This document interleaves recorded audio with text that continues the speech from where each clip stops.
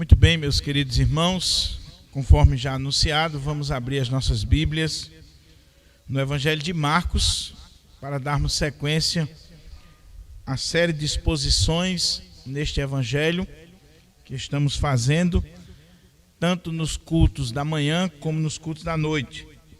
Se você não acompanhou a pregação de hoje pela manhã sobre a tentação de Jesus, você pode ir no canal da nossa igreja e vai estar lá a mensagem. E você não perde assim a sequência dos sermões, tá bom? Então, Evangelho de Marcos, capítulo 1.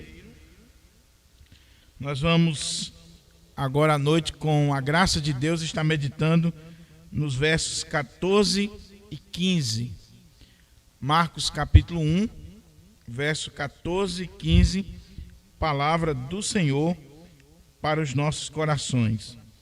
Por favor, abra a sua Bíblia e aí, após a leitura, mantenha a sua Bíblia aberta.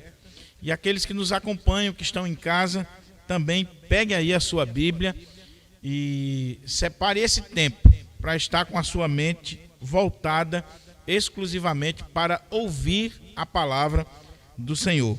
Nós temos muitos irmãos da nossa igreja que estão nos acompanhando agora nas redes sociais, principalmente no canal do YouTube, e nós mandamos aqui um abraço. Por exemplo, a nossa irmã Terezinha está lá nos acompanhando, irmã Natécia com a sua família, pastor Enoque, irmã Naí, os irmãos da nossa igreja, principalmente a turma aí da terceira idade, que nos acompanham, o irmão Ivo, que sempre tem estado conosco aqui no canal.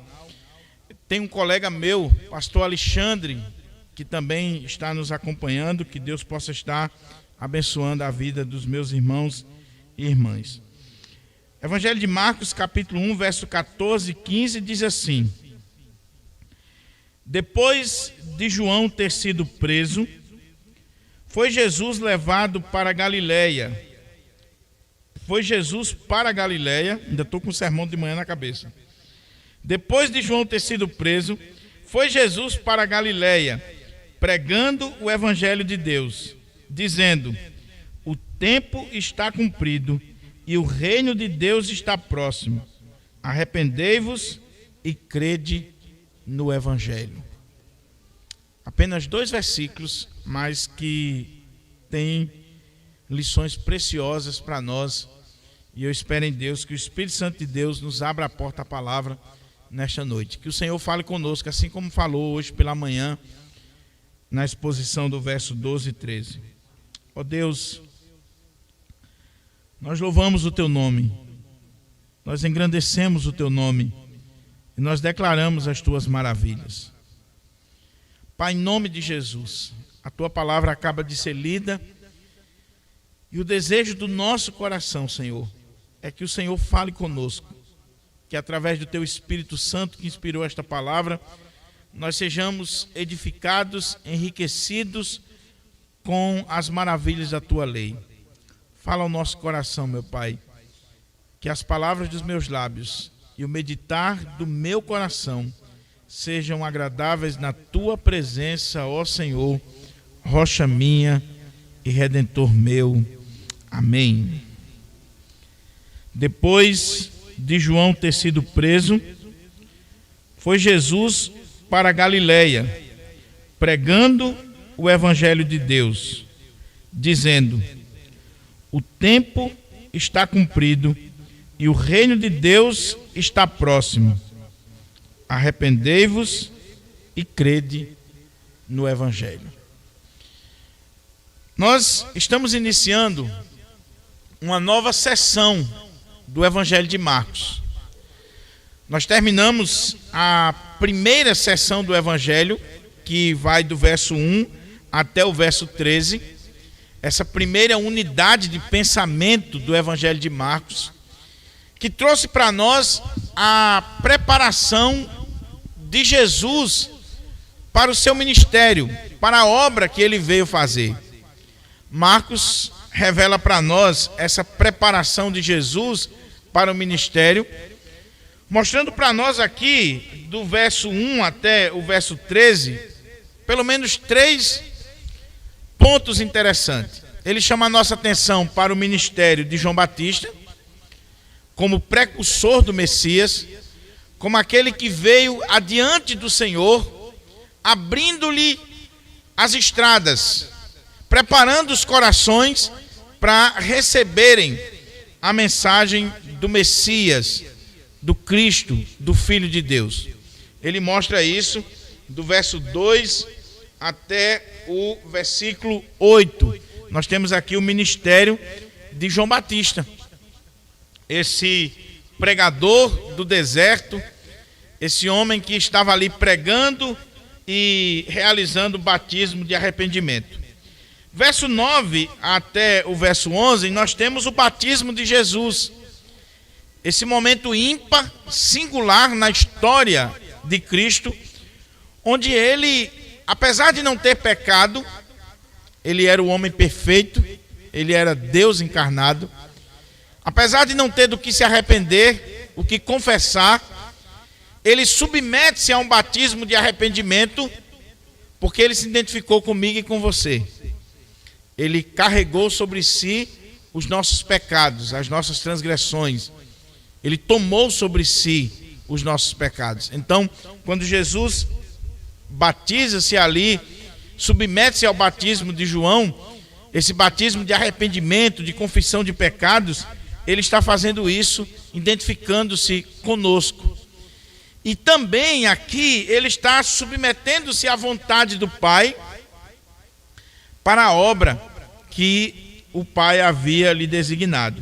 Ele é ungido pelo Espírito, ele tem a aprovação do Pai, ele tem uma declaração muito forte de amor do Pai. E após essa cena tão gloriosa do batismo, versículo 12 e 13, nós temos a tentação de Jesus. O precursor anuncia o Messias. O Messias vem e é batizado por João, pelo precursor, é ungido pelo Espírito, é declarado como Filho de Deus, como Messias, como aquele que cumpre as profecias veterotestamentárias a respeito do Messias, mas não adianta pura e simplesmente ser declarado Filho de Deus.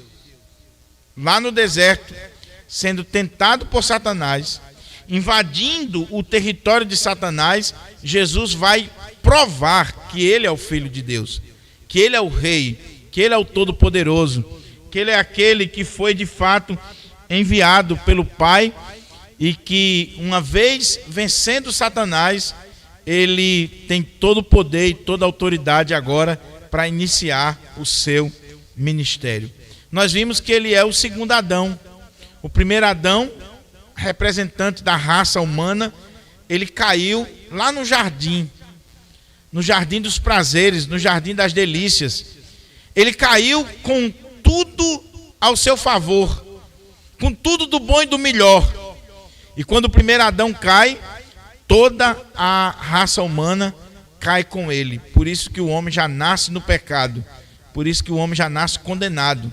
Ele já nasce destinado ao inferno, porque ele é filho de Adão.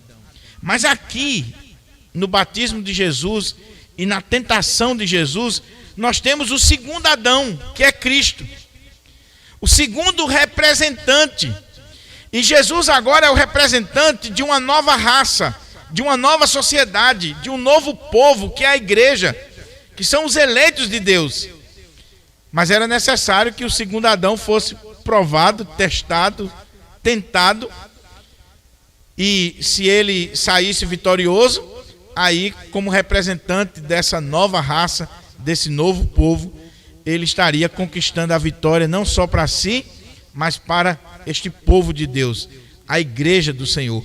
E o segundo Adão, que é Cristo, ele derrota Satanás, mesmo com tudo vindo de encontro a ele. Ele estava no deserto inóspito, ele estava com feras selvagens, ele não teve nenhuma ajuda humana, ele estava só.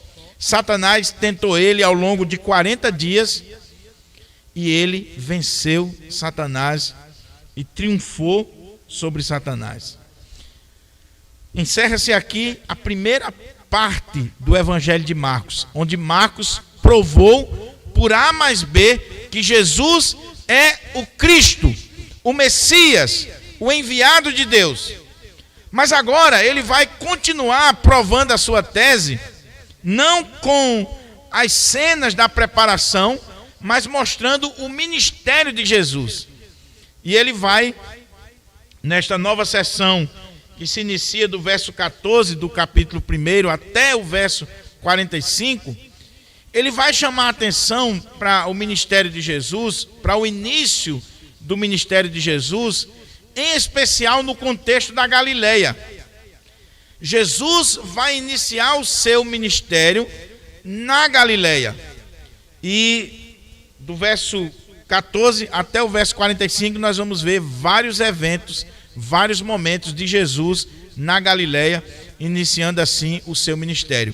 Ele estava cheio do Espírito Santo, ele venceu Satanás, ele triunfou sobre o diabo e ele agora vai sair pregando o evangelho do reino de Deus, expulsando demônios, curando os enfermos, libertando os oprimidos do diabo. Ele sai agora saqueando a casa do valente e mostrando que o reino de Deus chegou, que o reino de Deus é chegado para a vida daquele povo.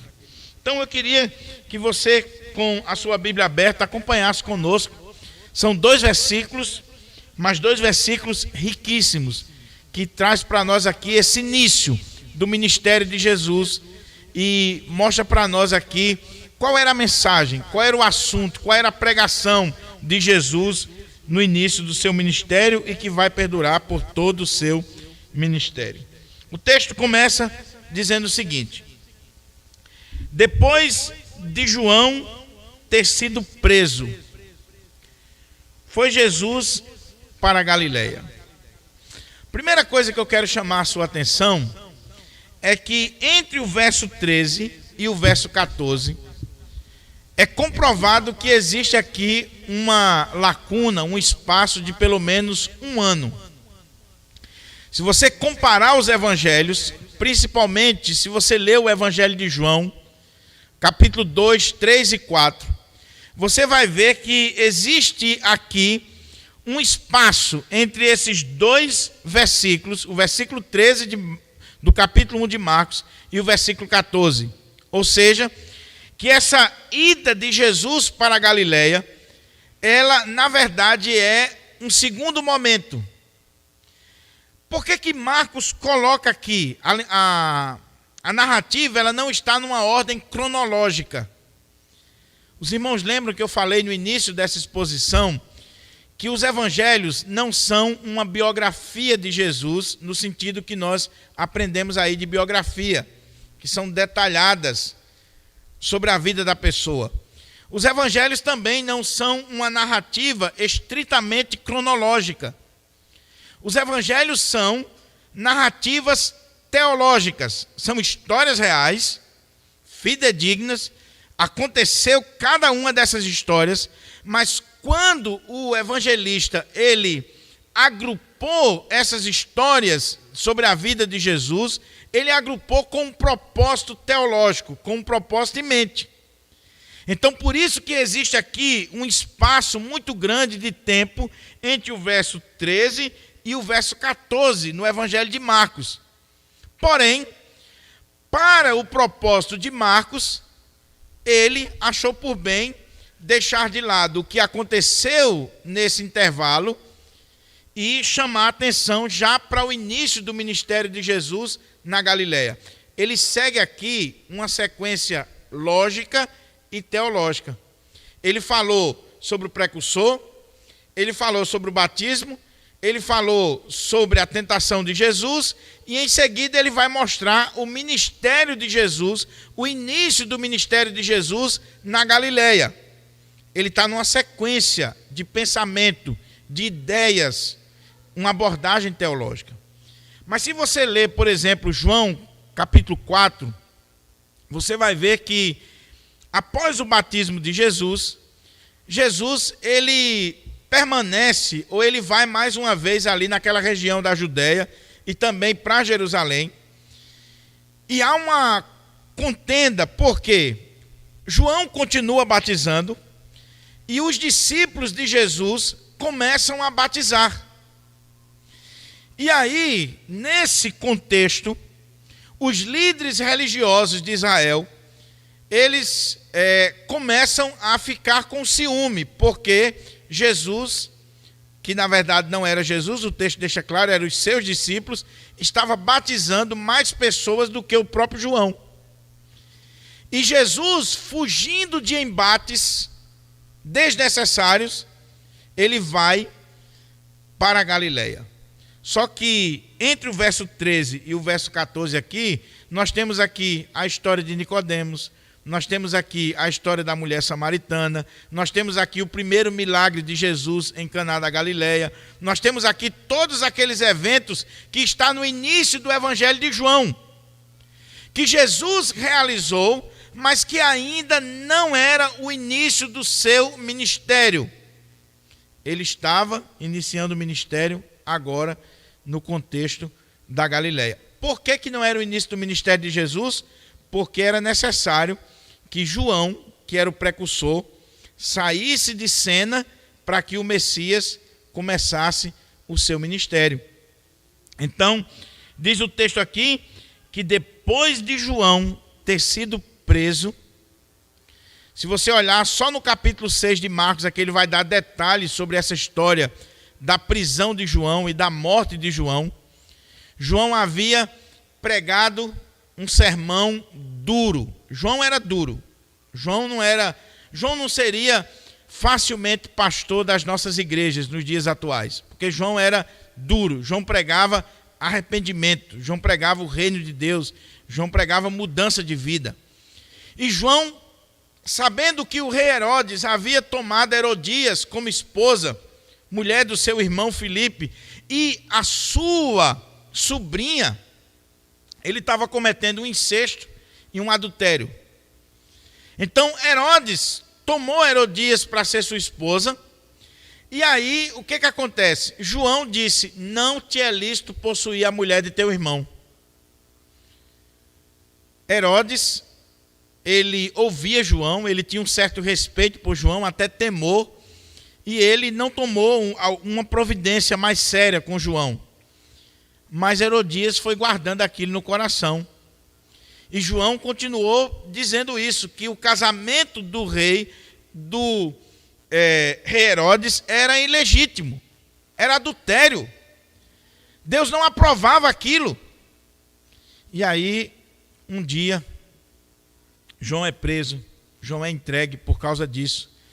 E você sabe muito bem que num dia natalício do rei, a filha de Herodias dançou diante dele, e aí o rei, já embriagado e totalmente fora de si, ele faz um juramento sem lógica. Ele promete dar o que ela quisesse, e ela pede num prato a cabeça de João Batista, aconselhada por sua mãe. João Batista incomodava aquela mulher adúltera. E aí o rei, apesar de sentir muito, porque ele gostava de João, ele manda trazer a cabeça de João num prato e entrega àquela jovem. Abrindo um parênteses. É triste, meus irmãos, e eu sei que esse não é um tema fácil, mas se tem uma coisa que eu tenho pedido a Deus, é que Deus me conceda a graça de não ser covarde no púlpito da igreja, em lugar nenhum. É triste ver que João perdeu a vida dele porque pregou contra um divórcio ilegítimo, uma relação adúltera, uma relação pecaminosa.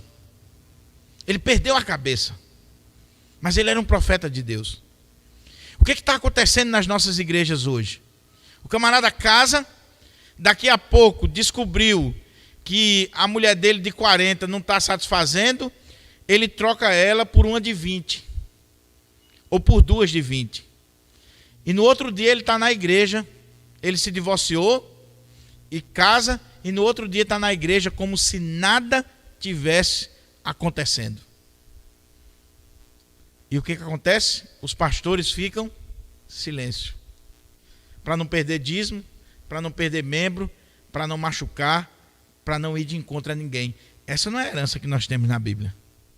A herança que nós temos na Bíblia é de um homem de Deus que tem coragem de chegar para o rei e dizer: você está em adultério. O seu casamento não é bíblico, não é legítimo, não está de acordo com a lei de Deus. Não é lícito possuir a mulher de seu irmão. Perdeu a cabeça, mas foi sincero na pregação. Foi correto na pregação. Ontem saiu em um dos jornais aqui da nossa cidade que o divórcio, nesse período da pandemia, aqui no Rio Grande do Norte, cresceu 18%.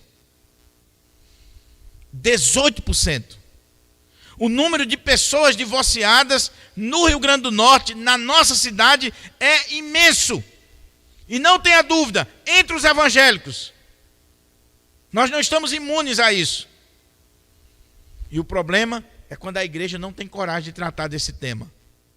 O problema é quando os pastores não têm coragem de pregar Mateus 19, Mateus 5, 32, pregar 1 Coríntios capítulo 7 e dizer: se você se divorciou da sua esposa e não foi por causa de relações sexuais ilícitas e você casar com outra, você está em adultério. Está em adultério. E aquele que adulterou e que se separou e continua se relacionando com alguém, também é adultério. Também é adultério. Não, mas casou no cartório e teve um pastor que deu a bênção. Ok, mas o pastor não pode ir de encontro à palavra de Deus. Então, meus amados irmãos, João, ele vai ser preso, vai ser condenado à morte, vai perder a cabeça por causa da sua fidelidade à palavra de Deus. Ele tem coragem de dizer para o rei: não te é lícito possuir a mulher do teu irmão. Mas é interessante que a expressão que aparece aqui, quando diz assim, depois de João ter sido preso, a expressão no grego, ela traz mais a ideia de João ter sido entregue. Aqui no Evangelho de Marcos, ao invés de você colocar aqui, não sei se você tem outra versão aí da Bíblia que diz isso, mas seria melhor traduzir a palavra que está aqui na língua grega como depois de João ter sido entregue.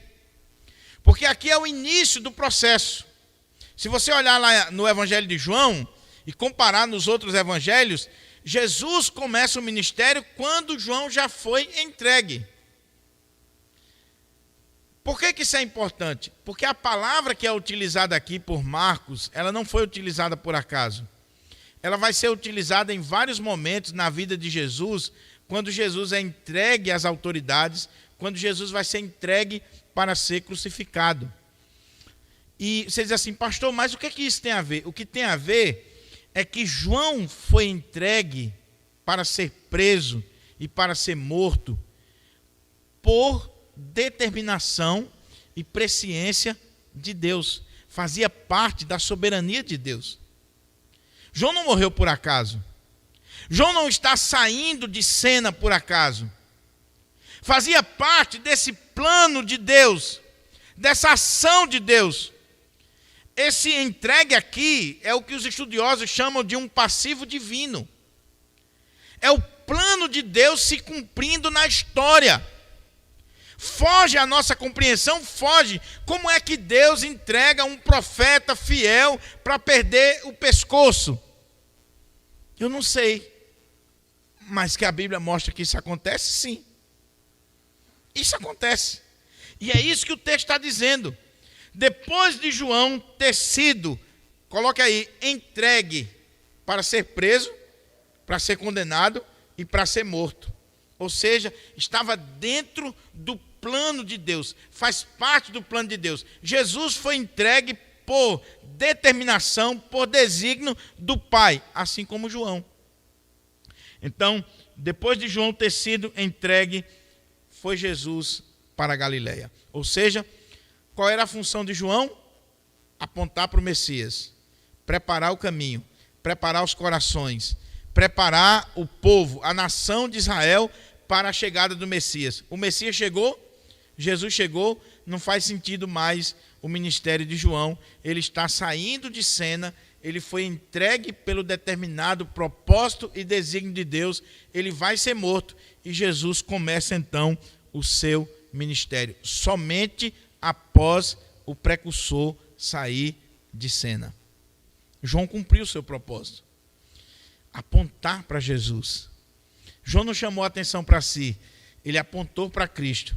Ele veio a este mundo com o propósito de ser aquele que ia adiante do Senhor. Cumpriu o propósito, saiu de cena, o Senhor agora segue a sua história.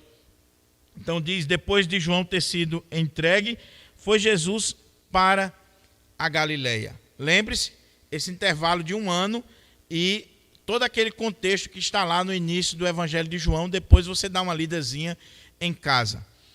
Mas o que chama a atenção aqui, meus irmãos, é que Jesus está dando início ao seu ministério aonde? Na Galileia. Por que na Galileia? Por pelo menos 2 razões que a gente olha quando a gente considera esse texto. Primeiro, porque lembra que João está na Judéia. João está no contexto ali onde a liderança religiosa está de olho nele, de olho em Jesus. Então, João, estando nessa região que era jurisdição de Herodes, Herodes é quem era o tetrarca e era aquele que tinha jurisdição aqui, João está sendo morto por Herodes. E os líderes religiosos de Israel olham para o ministério de Jesus e vê que Jesus e os seus discípulos estão batizando mais pessoas do que João, e que Jesus havia se identificado com o ministério de João. Os líderes, eles já estão se preparando para perseguir Jesus. O que Jesus faz?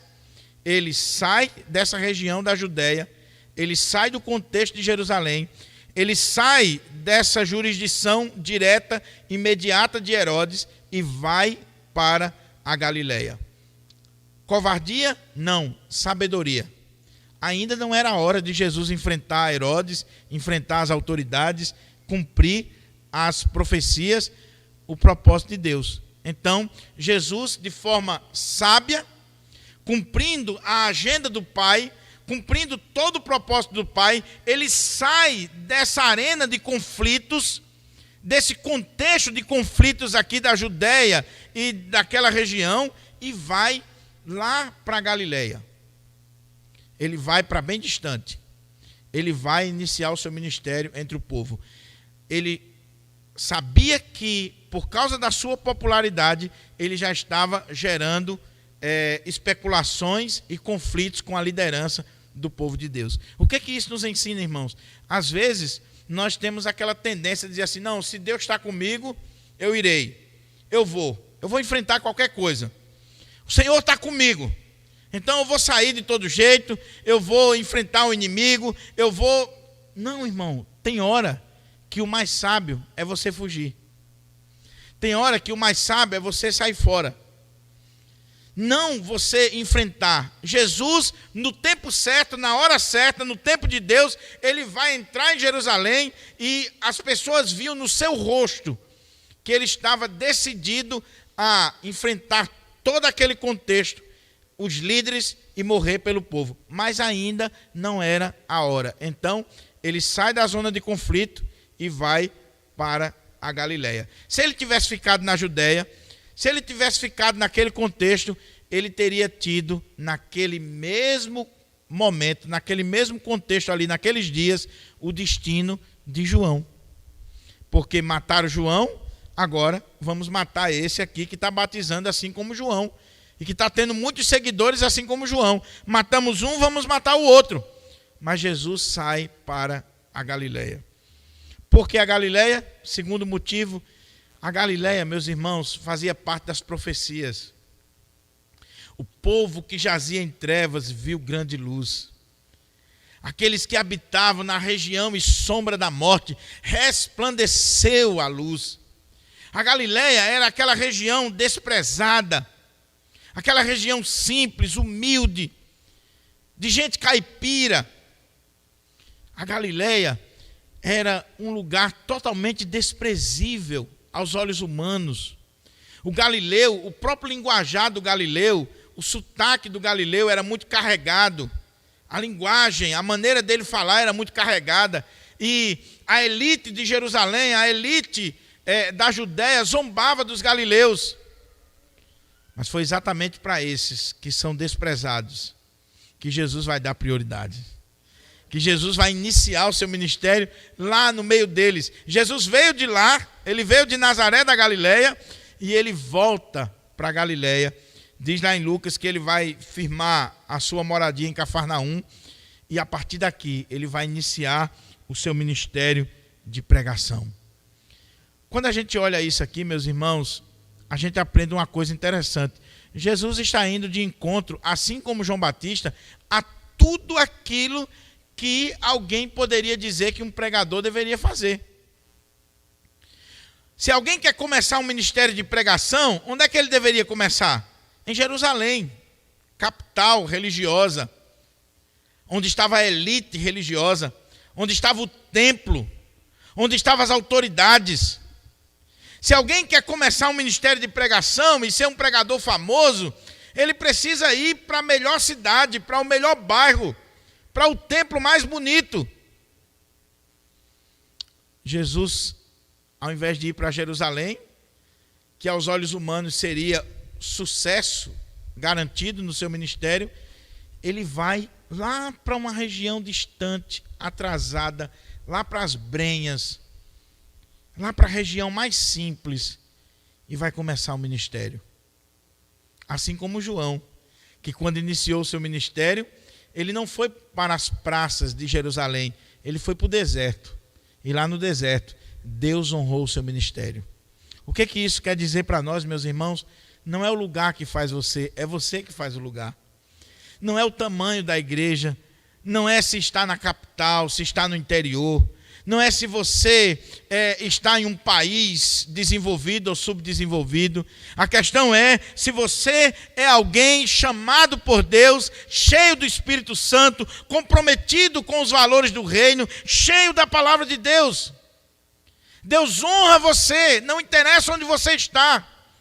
Se é em Jerusalém, se é na Galileia, se é em Jerusalém, se é no deserto como João. Se você for alguém chamado por Deus, cheio do Espírito Santo de Deus, Deus honra o seu ministério de pregação. Deus honra o seu ministério. Então isso aqui, como eu disse, falando de João, foge àquilo que os missiólogos ensinam.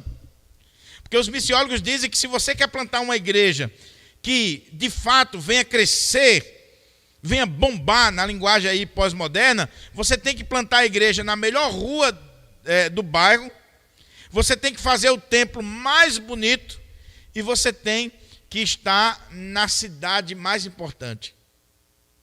Jesus foge completamente essas regras. Ele vai para o lugar mais desprezado. Ele vai escolher auxiliares que só a misericórdia, que nós não queríamos jamais no conselho da igreja. Ele vai pregar para pessoas simples, semi-analfabetas. E a partir dali, o reino de Deus vai se expandir para todo o mundo, contrariando todas as expectativas humanas. Chegou aqui em Natal, chegou até nós. Aqueles galileus atrasados, simples, mas cheios do Espírito Santo, saíram espalhando a mensagem, e essa mensagem chegou aqui. Chegou a mim e você. Jesus foi para a Galileia. Depois de João ter sido preso ou entregue, foi Jesus para a Galileia.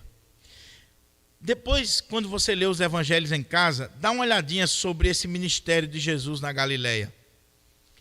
Dá uma olhadinha para o amor que Jesus tinha para com a Galileia. Quando ele ressuscita, ele diz que vai encontrar os discípulos aonde? Na Galileia. Diga aos meus discípulos que eu vou lá encontrar eles lá na Galileia. A Galileia, como eu disse, ela faz parte desse plano de Deus. Estava nas profecias Depois leia o relato de Mateus e de Lucas, falando sobre esse contexto aqui, e você vai ver que Jesus está aqui simplesmente cumprindo as profecias do Antigo Testamento. Ele está indo para a Galileia, porque a Galileia, daquele povo simples, atrasado, vivendo na escuridão, eles precisavam da luz do Evangelho do Messias. Eu queria fazer uma aplicação aqui para nós, meus irmãos, e é algo que me comove profundamente. Se tem uma coisa que me entristece, é quando eu escuto de algumas pessoas, sobretudo quando vem de líderes, quando vem de teólogos, de pastores ou de pregadores, dizendo o seguinte: a igreja presbiteriana é uma igreja que Deus levantou para pregar para rico. A nossa igreja é uma igreja elitizada. A nossa igreja é uma igreja diferenciada. Deus levantou outras igrejas para os pobres e a nossa igreja Deus levantou para ricos.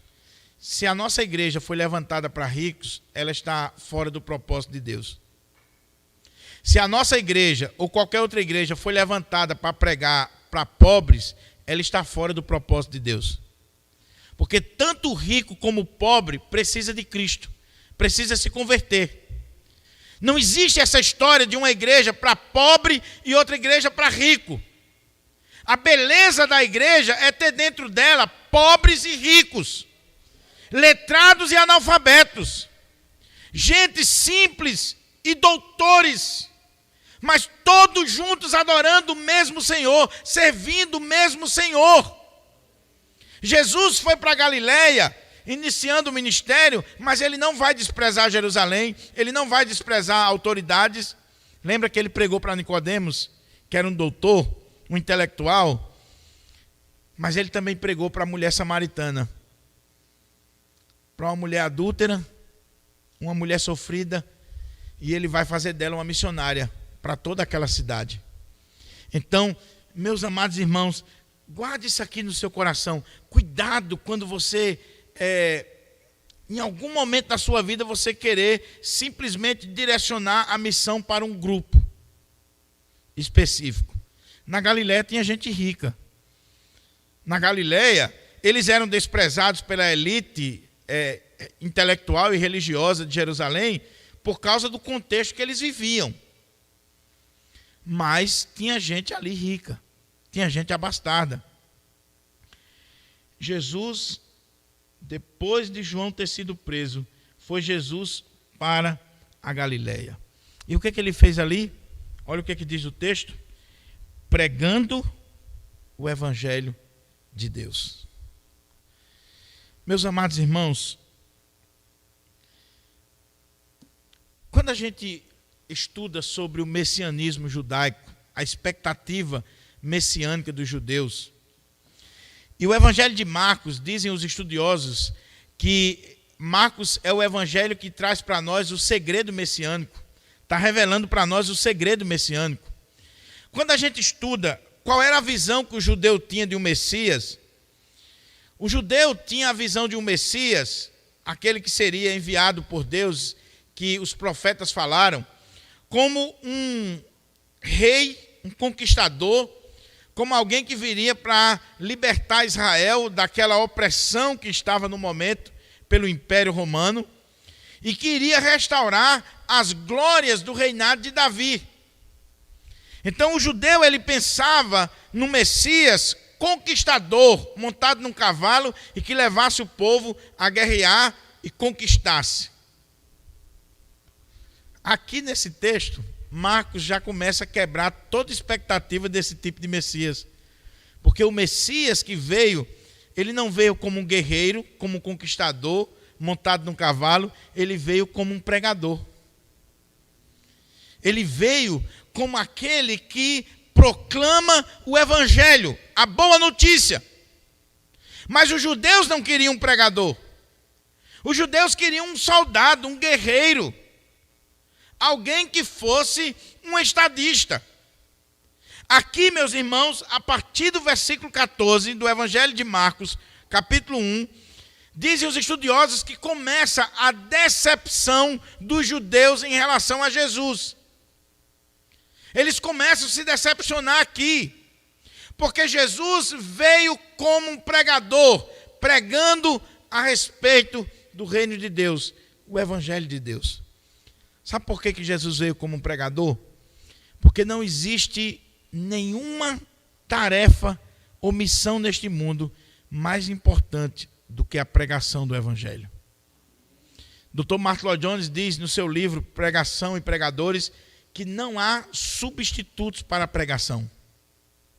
A pregação é a tarefa mais nobre, mais sublime. A pregação é o método que Deus utiliza para chamar os eleitos ao arrependimento e à conversão. É através da pregação. Por isso que Jesus veio como pregador. A expressão que tem aqui, pregando, é proclamar como um arauto. É a mesma expressão que é usada para João Batista. Qual é a ideia? Jesus é aquele que, naquela época, quando um rei, uma autoridade, ele emitia um decreto, ele fazia uma comunicação oficial, e aquilo ali tinha que ser levado para todas as províncias, para as cidades. O que acontecia? Você não tinha e-mail, você não tinha os correios como nós temos hoje, você não tinha internet, então ele mandava um arauto, um pregador. E o arauto, ele chegava naquelas vilas, naquelas cidades, e aí ele proclamava em alta voz a mensagem real, a notícia, aquilo que o rei enviou. Jesus está vindo aqui como um arauto, como aquele que está proclamando a mensagem real. E qual é a mensagem? O evangelho de Deus, a boa notícia, a boa nova. Ele vem como um pregador. Por isso que Martyn Lloyd-Jones diz o seguinte: quando o Filho de Deus se apresenta, ele se apresenta como um pregador. E aí não existe tarefa mais nobre do que a pregação. E nada pode substituir a pregação. Louvor não pode substituir a pregação. E como tem igrejas que só tem louvor, eu fico triste quando eu vejo algumas igrejas, ou quando vou em algumas igrejas, e ainda de forma muito hipócrita diz assim: olha, irmãos, nós vamos chegar agora à parte mais importante do culto. Aí dão 10 minutos para o pregador. Passou 2 horas cantando, fazendo isso ou aquilo, e a pregação é 10 minutos. Eu tenho um colega pastor que foi pregar numa igreja essa semana passada, e aí deram 8 minutos para ele pregar. 8 minutos.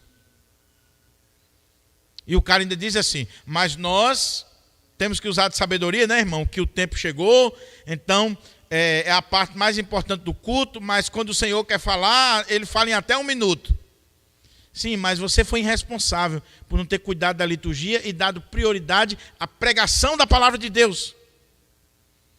Então Jesus veio pregando a palavra, pregando a respeito do evangelho. Você já pensou que coisa maravilhosa? Jesus, diz Lucas, que ele está cheio do Espírito Santo. E Lucas vai colocar que cheio do Espírito Santo, Jesus caminha para Galiléia, Jesus chega em Cafarnaum e cheio do Espírito vai proclamando a palavra. Ele havia orado, ele havia jejuado, ele havia vencido Satanás, ele está cheio da palavra de Deus, cheio do Espírito Santo. Imagine aí um pregador cheio do Espírito, cheio da graça, cheio da palavra de Deus, proclamando o evangelho de Deus. Você já pensou no impacto disso aqui? Não é um qualquer. Não é alguém dando uma palestra pura e simplesmente. É um pregador cheio do Espírito Santo. É um pregador que enfrentou Satanás e é vitorioso. É um pregador que conhece profundamente a palavra. É um pregador que submeteu-se à vontade do Pai. E agora vai levar luz naquela região de trevas. Depois de João ter sido preso, foi Jesus para a Galiléia, pregando o evangelho de Deus. Olha a mensagem de Jesus, meus irmãos. O que Jesus pregou? O evangelho. A palavra evangelho aqui é boa notícia, é boa nova. Aquele povo que estava naquela região de trevas, eles agora estão recebendo uma boa notícia, uma boa nova, um arauto, um enviado real. E aqui ele é um enviado e ele é o próprio rei. Ele é o mensageiro e é a própria mensagem. O enviado real, ele vai proclamando essa boa notícia. Qual é a boa notícia? Que o reino de Deus havia chegado. A boa notícia é que o Filho de Deus, ele acaba de triunfar sobre Satanás. A boa notícia é que as profecias veterotestamentárias estão se cumprindo e que o Messias veio, o Messias chegou, o Messias está ali diante deles. A expectativa de Israel está se cumprindo. O Messias chegou. Pregando o Evangelho de Deus. Será que nós temos pregado o Evangelho, meus irmãos? O que tem acontecido na igreja evangélica brasileira é trágico. Se prega tudo nos púlpitos, menos o Evangelho. E ainda tem uma ideia de que o Evangelho deve ser pregado para os descrentes. Não, o Evangelho é para crente. A boa notícia é para crente. O Evangelho das insondáveis riquezas de Cristo. Irmãos, se nós tivéssemos toda a eternidade para pregar, ainda assim não esgotaríamos o conteúdo sublime do Evangelho. O Evangelho de Deus, a boa nova de Deus, que fala desse plano maravilhoso de salvação. Agora, olha a boa notícia. O conteúdo, o que Jesus está colocando ali para aquele povo. Depois de João ter sido preso ou entregue, foi Jesus para a Galileia, pregando o Evangelho de Deus, dizendo: o tempo está cumprido. O reino e o reino de Deus está próximo. Arrependei-vos e crede no Evangelho. Qual era a pregação de Jesus? Ele estava pregando o Evangelho de Deus. Mas esse Evangelho de Deus, ele tem um conteúdo e ele está sendo pregado dentro de uma estrutura. Qual é a estrutura? Jesus está dizendo, qual é o conteúdo que ele está colocando aqui? Ele está dizendo, olha, eu tenho uma boa notícia para vocês. Uma notícia da parte de Deus. Eu tenho para vocês aqui uma mensagem real. Eu tenho algo a falar ao coração de vocês. E aí as pessoas juntavam-se aos montões diante dele.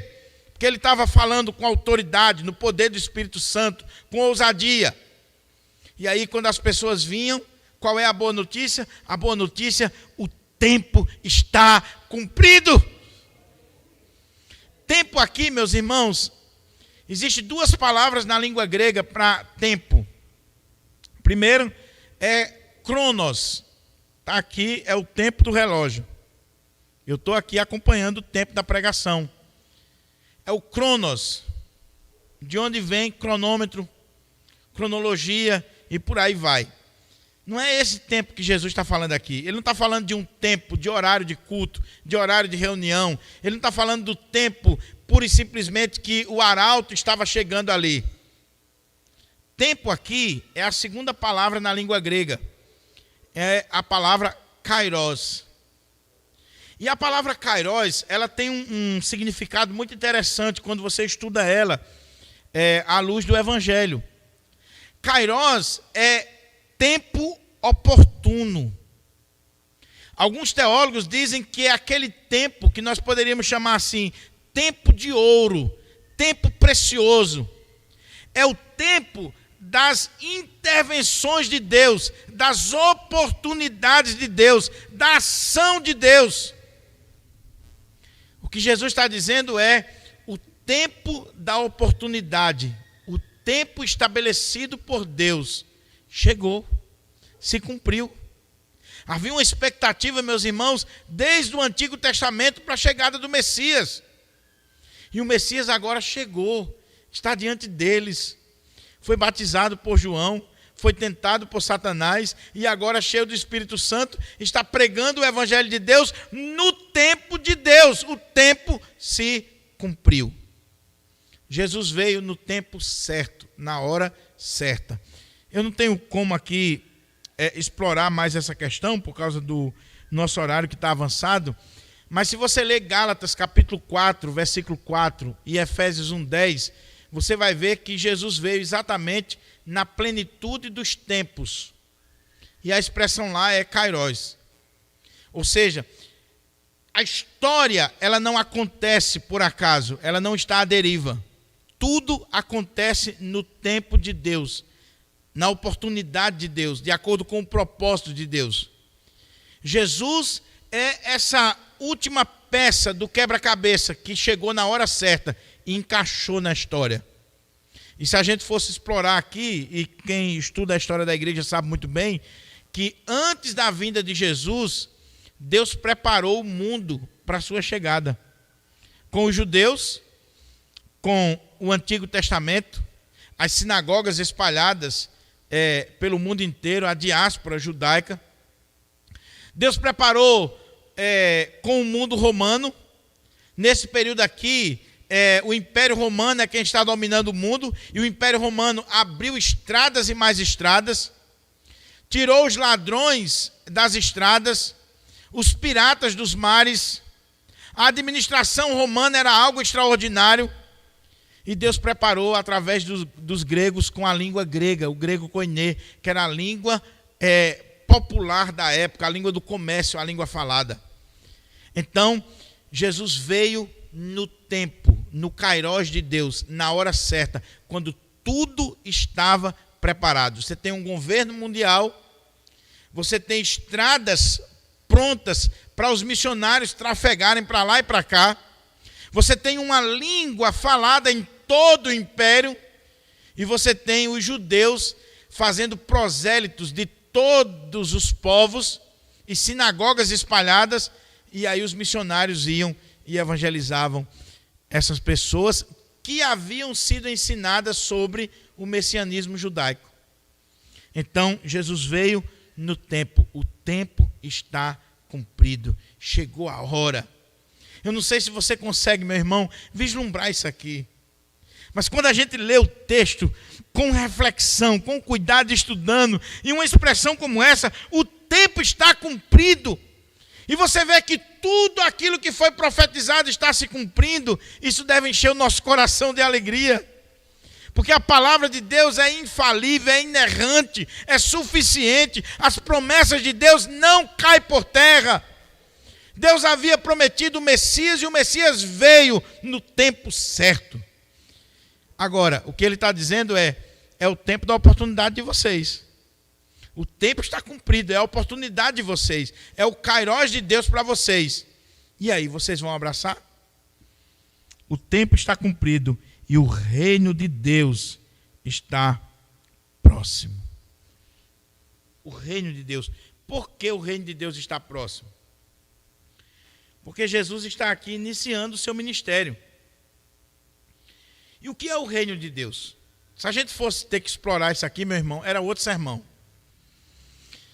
Porque eu já falei para vocês que a visão que os judeus tinham de um Messias era totalmente contrária àquilo que Jesus está realizando.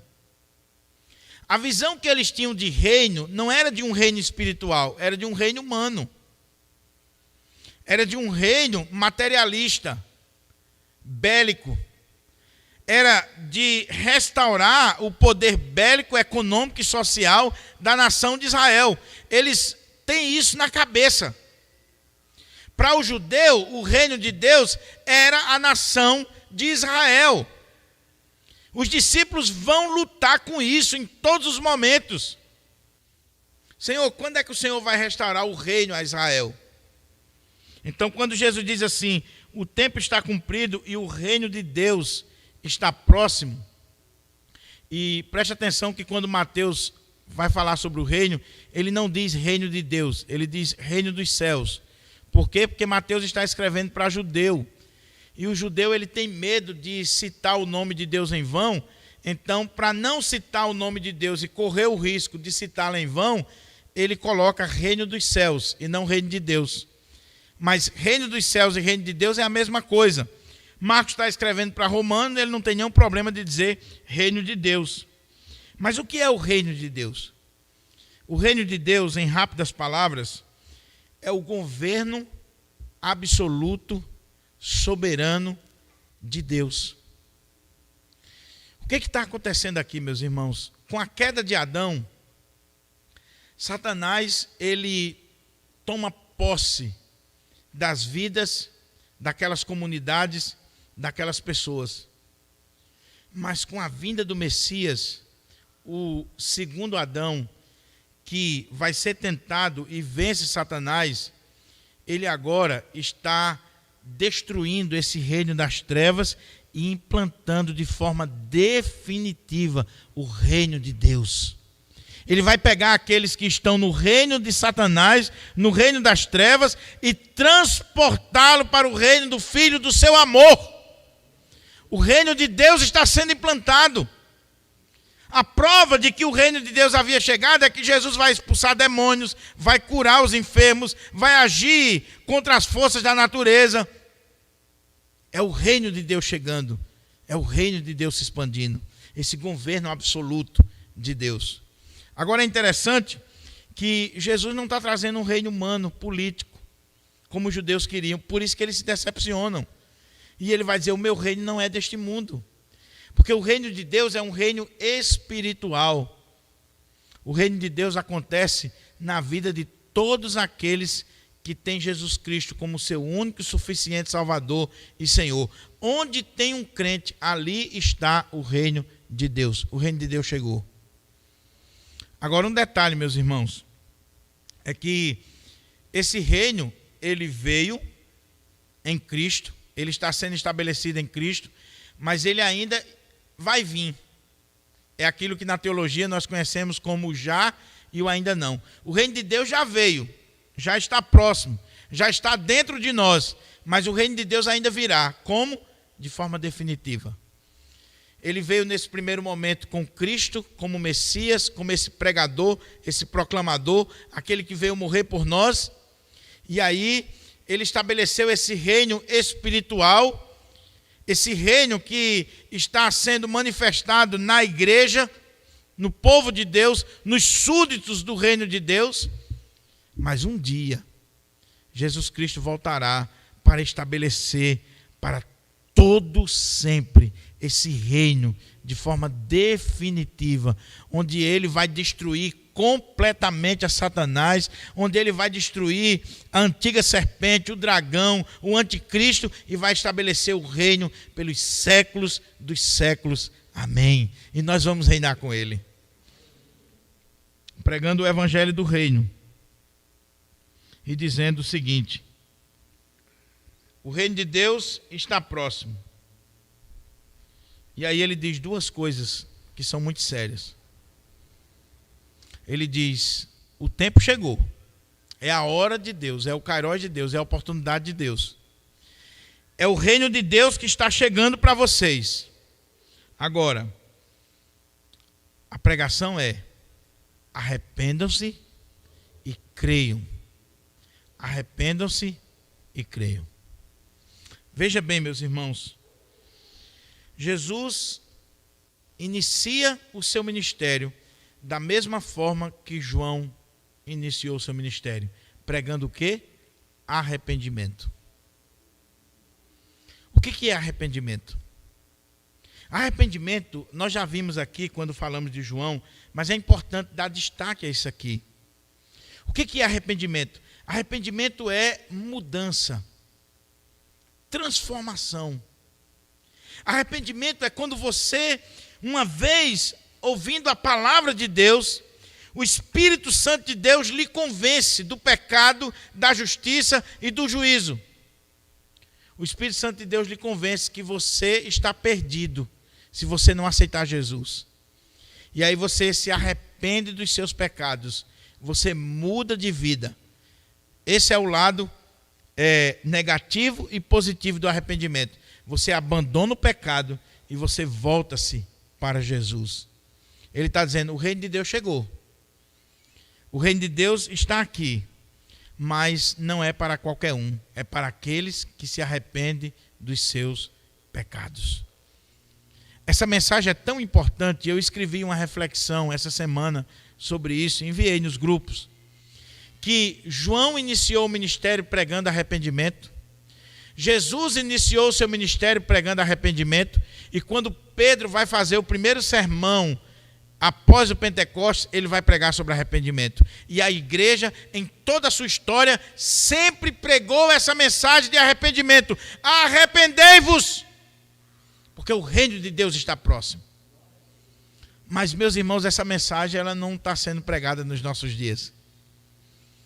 A mensagem do arrependimento, a mensagem que fala de mudança de vida, de conversão, de transformação, de mudança de mente, mudança interior e mudança de vida, ela está longe dos púlpitos pós-modernos. As pessoas querem vir para a igreja e continuar do mesmo jeito, na mesma vida. E quando elas fazem assim, elas estão simplesmente se enganando. Se enganando. Mas nós devemos pregar arrependimento. Ele está dando uma ordem para aquele povo. É um arauto. Imagine Jesus no meio daquela multidão dizendo assim: arrependei-vos, porque é chegado o reino de Deus. O reino de Deus chegou até vocês. Arrependam-se, mudem de vida, mudem de mente, mudem de atitude, mudem os seus corações, convertam-se, porque senão vocês estão perdidos. A hora da oportunidade chegou. O kairós de Deus, o reino de Deus chegou até vós, mas é necessário arrependimento. Não existe reino de Deus para quem não está arrependido. Não existe perdão para quem não se arrepende. Mas ele termina dizendo assim: e crede no Evangelho. Não é só mudança. Não é só uma transformação de vida. É fé no Evangelho. Agora, fé aqui, ela tem pelo menos 2 ou 3 aspectos. Fé aqui, ela não é só um conhecimento, um assentimento intelectual. Eu creio no Evangelho, eu conheço o Evangelho. Tem pessoas que sabem tudo disso aqui. Tem incrédulos que são comentaristas bíblicos, você sabia? Que escreve comentário da Bíblia. Tem ateu aí que conhece mais a Bíblia, mais a teologia do que muitos de nós. Tem um dos filósofos aí do YouTube, no nosso país, que escreve livros e mais livros, que ele é professor de teologia na universidade. Ele conhece profundamente. Mas essa fé que ele tem, essa crença, é simplesmente intelectual. Ela não nasceu de um arrependimento, de uma conversão verdadeira e genuína.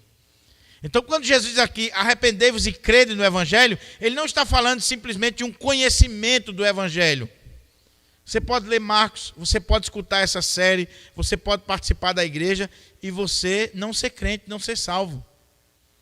Fé aqui é quando você manifesta não só confiança em Deus, não só conhecimento das coisas de Deus, mas quando você entende que isso aqui é para você. Você aplica para a sua vida. Veja o que ele está dizendo. Crede no Evangelho. Ele está pregando o quê? O texto começou dizendo o quê? Que ele pregou o Evangelho de Deus. E aí ele diz que você deve crer nesse Evangelho. Ou seja, o que é fé aqui? Fé é o Evangelho está sendo pregado para você. Está alguém dizendo que o tempo de Deus chegou, que o reino de Deus chegou, que a hora de Deus chegou na sua vida, e você crê nisso, e você firma um compromisso. Você abraça isso no seu coração. Você crê, você se compromete, você abraça isso aqui. Então, meus irmãos, Jesus está iniciando o seu ministério de uma forma tão extraordinária, pregando, chamando o povo ao arrependimento, chamando o povo a crer no Evangelho, a abraçar o Evangelho, a conhecer o Evangelho, a internalizar o Evangelho, a viver à luz do Evangelho. A partir daqui, ele vai chamar os primeiros discípulos, os primeiros apóstolos, ele vai começar essa caminhada que é como uma onda que vai ganhando força a cada momento que ela vai crescendo.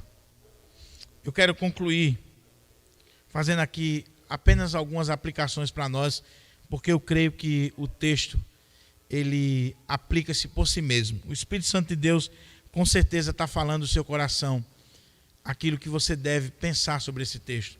Mas eu queria chamar a atenção. Primeiro, eu sei que tem irmãos aqui que desejam o ministério da pregação, e tem alguns até me assistindo. Veja como o Filho de Deus começou o seu ministério de pregação. Você quer ser um pregador? Você quer ser um ministro da palavra? Você quer ser alguém que proclama o Evangelho? Veja como é que Jesus começou. Jesus começou após ter sido cheio do Espírito Santo. Nós não deveríamos ousar subir num púlpito, ou ir numa praça, ou numa rua, pregar a palavra, se nós não estivermos cheios do Espírito Santo. Se nós não estivermos de forma vitoriosa contra o diabo. Porque nós jejuamos, oramos, lemos a palavra, estamos cheios do Espírito Santo. Tem muita gente sendo envergonhada porque querem o ministério da pregação, porque estão encantados com o ministério da pregação. É bonito, é destaque, é o lugar mais alto da igreja, é o lugar mais destacado do templo, mas você não pode abraçar o ministério de pregação sem primeiro ter esse compromisso de viver uma vida cheia do Espírito Santo, submissa à vontade de Deus. Pregação não é brincadeira. Pregação não é palestra. Pregação não é simplesmente fazer um discurso. Pregação é invadir o terreno do inimigo e, na autoridade do Espírito Santo de Deus, pregar uma mensagem, levar uma boa notícia de libertação, de transformação. É ir lá no território de Satanás e arrancar aqueles que estão em trevas para o reino da luz. Não é qualquer um que pode fazer isso. Quando você está pregando, você está numa guerra espiritual. Segunda coisa, a igreja do Senhor não pode desprezar nenhuma Galileia. Nós temos que pregar em Jerusalém, mas nós temos que pregar na Galileia. E o bom é começar na Galileia. O bom é começar exatamente naqueles lugares onde as pessoas estão mais abertas para o Evangelho, necessitadas do Evangelho. A Galileia estava em trevas há muitos anos, milhares de anos, mas agora está recebendo a luz. Meu amado irmão, em nome de Jesus, guarde isso no seu coração. O que o Brasil precisa não é de um novo presidente. O que o Brasil precisa não é de mais isso, mais aquilo. O que o Brasil precisa é do Evangelho de Jesus Cristo. É o Evangelho de Jesus que vai mudar a nossa nação, que vai trazer luz para a nossa nação, que vai mudar vidas, corações. Não é a política. Há pessoas achando que o Brasil vai ser transformado pela política. Nada disso. O Brasil vai ser transformado quando eu e você, quando você que está me assistindo, ao invés de estar discutindo no Facebook sobre A, B ou C, pregarmos a palavra de Deus, levarmos o Evangelho de Deus aos corações, às vidas, e as vidas sendo transformadas, a sociedade vai ser transformada. Nós não podemos crer, meus irmãos, no messianismo pura e simplesmente de um homem corrupto, de um homem pecador, como todos nós. Nós cremos no Messias, o Messias que veio, que foi anunciado por João, o Filho de Deus, aquele que deu a vida por nós, aquele que morreu e que um dia voltará para buscar a sua igreja. Pregue Jesus, fale de Jesus, proclame o reino de Deus, e você vai ver vidas sendo transformadas, sendo restauradas para a glória do Senhor. Vamos pregar na nossa Galileia. Jesus está indo pregar na sua casa. Jesus está indo pregar na sua região. Jesus está indo pregar para o seu povo. É interessante como tem alguns que dizem assim: pastor, eu sou chamado para a obra missionária. E meu irmão, eu quero que a igreja me ajude, porque eu quero ir fazer missões no Canadá. Uau! Nos Estados Unidos, na Inglaterra. Meu irmão, você já começou a fazer missões lá na rua onde você mora? Não, na rua onde eu moro eu não prego não, mas eu estou sentindo um chamado para ir para o outro lado do mundo. Comece na sua casa. Comece a pregar na rua que você mora. Comece a pregar na escola que você estuda, lá no trabalho. Comece a fazer a obra de Deus. Agora, sabe por que muita gente quer ir pregar lá fora? Porque lá fora é fácil, ninguém lhe conhece, né? Agora, pregar dentro de casa, pregar na rua, pregar no condomínio, as pessoas te conhecem. Elas sabem se você é crente ou não. Eu tinha um professor que dizia assim: tem muito crente que quer ir pregar na Bolívia, mas não tem coragem de pregar para a Olívia, que mora de frente à casa dele. Mas ele quer ir para a Bolívia. Ele quer que a igreja invista em missões lá fora. Quando a gente lê Atos dos Apóstolos, a missão é tanto em Jerusalém como em toda a Judéia e Samaria. Ou seja, ao mesmo tempo que nós pregamos aqui, nós pregamos ali, nós pregamos alhures. Nós devemos ir do outro lado do mundo, mas nós não podemos esquecer o outro lado da rua, o vizinho do lado da nossa casa. Pregue na sua Galileia. A outra coisa, pregue o evangelho, somente o evangelho. É triste o que está acontecendo hoje, irmãos. A discussão nossa nas redes sociais é arminianismo e calvinismo. É pode ou não pode. Toda sessão de perguntas é: mulher pode ser pastora? Eu não aguento mais ouvir essa pergunta. É pecado beber? É pecado isso? Você já viu algum momento de pergunta e resposta aí com o pastor para não sair essas perguntas? Enjoou já. Agora vamos falar do evangelho para você ver se enjoa? Vamos falar das grandezas de Deus, das riquezas de Deus, do plano de Deus, da obra de salvação em Jesus Cristo. Então, prega o evangelho. Agora, você só vai pregar se você conhecer. Pastor, como é que eu conheço o evangelho? Está aqui, leia. Tire um tempo do seu dia para ler a Bíblia, para se aprofundar na Bíblia. O relato de Marcos não é uma historinha, não é um gibi, não é uma ficçãozinha que você está lendo, não é uma historinha interessante. O relato de Marcos é o evangelho de Deus. E você está vendo aqui que quando a gente vai lendo, vai se aprofundando, a coisa vai ganhando vida, Deus vai abrindo os nossos olhos. Meu Deus, que coisa maravilhosa! Eu estou contemplando agora as maravilhas da tua lei. Eu nunca tinha visto isso aqui, nunca tinha pensado nisso, Senhor. O evangelho. Mas em último lugar, você que está aqui, você que me acompanha, você já se arrependeu dos seus pecados? E arrependimento não é quando você diz, é quando você muda. É quando você se entristece, se envergonha, se quebranta por causa do seu pecado. E você diz: Senhor, muda a minha vida. Transforma a minha vida. Eu não quero ir para o inferno, Senhor. Eu não quero me perder. Senhor, muda a minha vida. Você tem se arrependido dos seus pecados? Você que é crente, você que é um servo de Deus, você que está aqui, meu amado irmão, em nome de Jesus, dá uma olhadinha na sua vida. Eu escrevi um texto essa semana, coloquei no Facebook, não tive como gravar o áudio, mas coloquei no Facebook.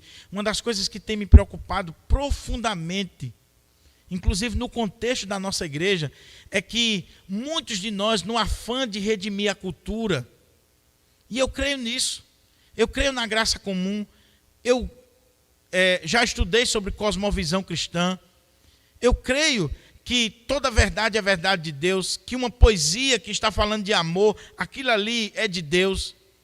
Mas tem muitos de nós, principalmente os jovens, que nesse afã de redimir a cultura, de que tudo é de Deus, estão abraçando todo o lixo do mundo.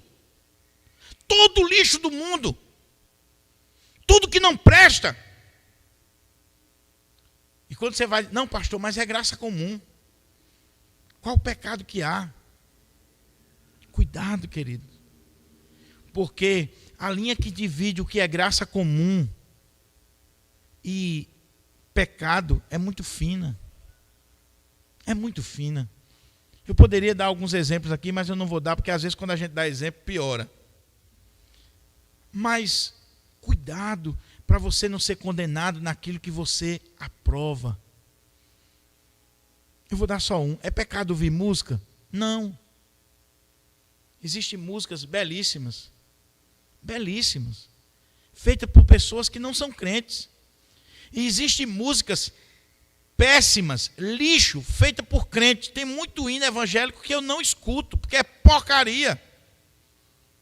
Agora, cuidado quando você diz assim, olha, os hinos são porcaria. Eu não gosto, olha, negócio de hino, eu tinha um colega de seminário que ele dizia assim, eu não escuto hino evangélico.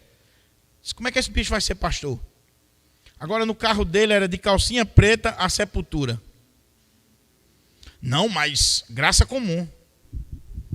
Cosmovisão cristã. Redimir a cultura. Você tem que entender que você escuta Sepultura, mas tem uma frase ali no meio que tem o evangelho. Puxa vida, você precisa ouvir Sepultura para achar um pedaço do evangelho lá dentro? Você precisa ouvir o Wesley Safadão para dizer que numa música, numa letra, tem o evangelho? Ouvir Cassiano é pecado, é coisa de pentecostal. Mas ouvir todo o lixo do mundo não é pecado, é legal. É isso que eu estou chamando a atenção. Quando eu fazia o seminário de filosofia, a faculdade de filosofia, foi num seminário católico. A faculdade católica. E teve um dia de confraternização e eram 18 seminaristas católicos, eu, Diego e mais uns evangélicos. Era um curso de filosofia. E aí colocaram lá um DVD desses do mundão aí. Um ateu da turma, ateu, chegou e disse assim, ei, pessoal, dá para tirar esse DVD daqui, porque olha, eu não sou cristão, nem sou católico, nem sou crente, mas uma porcaria dessa aqui eu não escuto não. Pornografia, você não tem vergonha de estar ouvindo isso aqui não? E eu disse assim, meu Deus do céu, as pedras clamando, Medeiros. As pedras clamando. Então, cuidado quando o descrente entra no seu carro e tem latinha de cerveja, tem CD mundano, tem cigarro, tem tudo que não presta no seu carro. Cuidado, porque Deus não toma o culpado por inocente. Você vai pagar um preço, porque aquela pessoa está se escandalizando do evangelho. Cuidado com isso. Arrependa-se, converta-se, jogue isso no mato. Você é livre? Você é livre? Prove que você é livre. Jogue essa cachaça no mato, jogue o cigarro no mato, jogue esses CDs que não prestam no mato e viva uma vida para a glória de Deus. Comprometida com Deus, com o evangelho de Deus. Quando você abrir a boca para falar, você vai falar com autoridade, no poder do Espírito Santo de Deus. Você não precisa disso. Não precisa disso. Você que é crente, foi para um restaurante lá em Ponta Negra, principalmente as meninas da igreja, por favor, cuidado. Não, pastor, vou dançar um forrozinho aqui com o descrente. E o descrente relando em você, tirando sarro em você. E você não está vendo nada demais. Você está pecando e levando o outro a pecar. E ainda tem a desculpa de dizer que está redimindo a cultura. Cuidado, porque nós fomos chamados para não nos moldarmos à cultura prevalecente. Nós fomos chamados para redimir a cultura, sim, mas redimir a cultura não é abraçar o lixo que o mundo está oferecendo para nós. Redimir a cultura é transformar o mundo a partir do evangelho de Jesus Cristo. É transformar o mundo pela pregação do evangelho. Eu fico imaginando Jesus pregando o evangelho e transformando a cultura da Galileia, o contexto da Galileia. Mas talvez se fosse hoje, Jesus ia para a Galileia e dizia assim, qual o problema de sentar num barzinho e tomar uma cervejinha com os galileus? Qual o problema? É isso que está sendo dito hoje por muitos reformados. Muitos reformados. Arrependa-se e creia no evangelho de Jesus Cristo. A partir daqui, meus irmãos, essa história ela já é interessante, mas ela vai ficar mais interessante ainda, porque esse rei, esse Messias vitorioso, esse pregador ungido, ele vai sair destronando e destruindo Satanás em todas as esferas que você possa imaginar. Ele vai expulsar demônios, libertar pessoas, curar enfermos, enfrentar tudo e todos para a glória de Deus. Vamos ficar de pé? Vamos orar ao Senhor.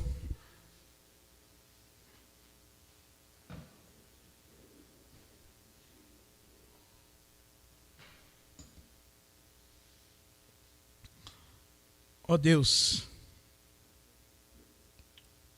a Tua palavra é viva, a Tua palavra é eficaz e a Tua palavra penetra no mais profundo do nosso ser.